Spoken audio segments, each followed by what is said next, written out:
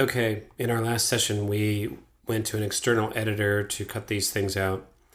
And those of you who know a little bit about Live know that that was not entirely necessary. Here's what we want to talk about in this session: envelopes. What's an envelope? Let's just look at this beat here, and let's solo up and hear this thing.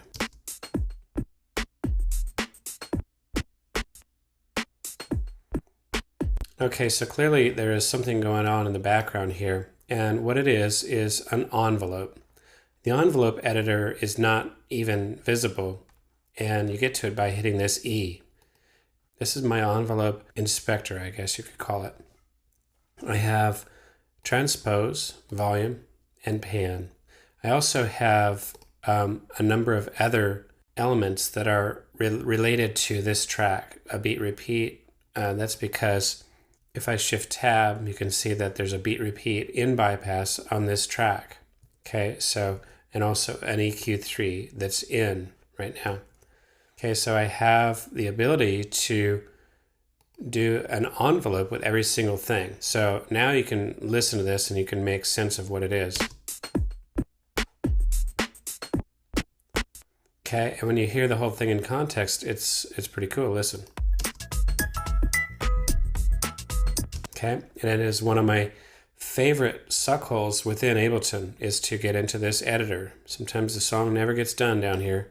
Okay, all that said, let us do our little handy dandy zoom up deal. And we look here. I have a pencil. My pencil is here. I have an arrow. An arrow allows me to select things. A pencil, which is also Apple B, Command B, allows me to draw things. Now, this drawing of things is obviously related to this grid, okay? And many times we've looked at the grid, okay? Also realize that this affects your ability to see the deepest resolution, okay? So I always have mine on narrowest and I sort of forget about it. But if you're going down to a narrow 1/32 note triplet, and you see nothing, it's because you're not set on narrow. Okay, so when I go down to a narrow area, then I can get some different things. Command Z also undoes all that. Okay, so when we zero up on this thing, and I go back from my pencil tool, Apple B toggles me from selection arrow to pencil, selection arrow. I'm just doing Apple B. When I go to the selector tool, I have nodes. See, these little guys are nodes. I can double click and lose them. And it's also the way that it makes me do a fade. So I can also edit this thing in a number of ways. I'm going to hold down the shift key and I'm going to grab a selection and then I'm going to right click, and now I have a different bunch of envelopes. They're all the standard Mac commands. And duplicate would just be to duplicate the envelope. Duplicate time would actually be to duplicate the material, but we're not doing that right here. Okay, so I am just going to Apple D this thing, and now let's listen.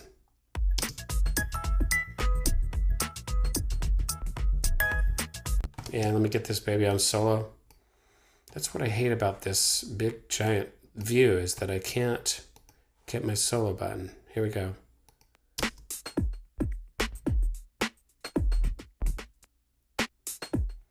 Okay, so this is editing envelopes. And if I wanted to simply get it back to the original state, I just draw a straight line across the top. And then I have my... Okay, a deeper suckhole is the transpose. Let's put my grid back on and do a couple of tuning things here.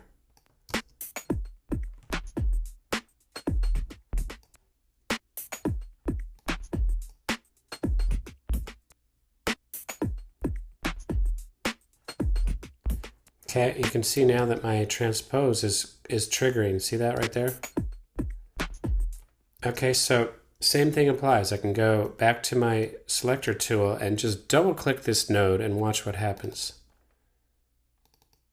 Okay, now let's listen. Try it all the way down.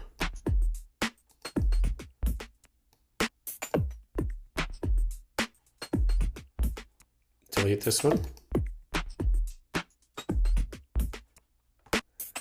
and so forth and so on. Very creative stuff down here. Delete them to make it smooth.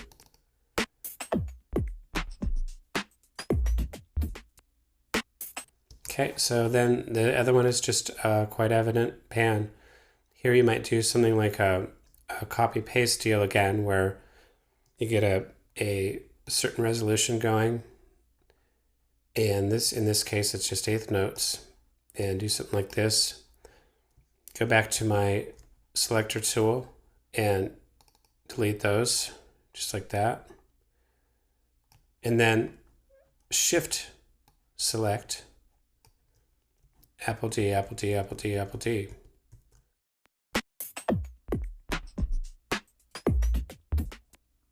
Now we got 3 envelopes working at once. Here we go. Okay, in the next session, we're going to learn how to unlink these and then maybe even scramble some beats.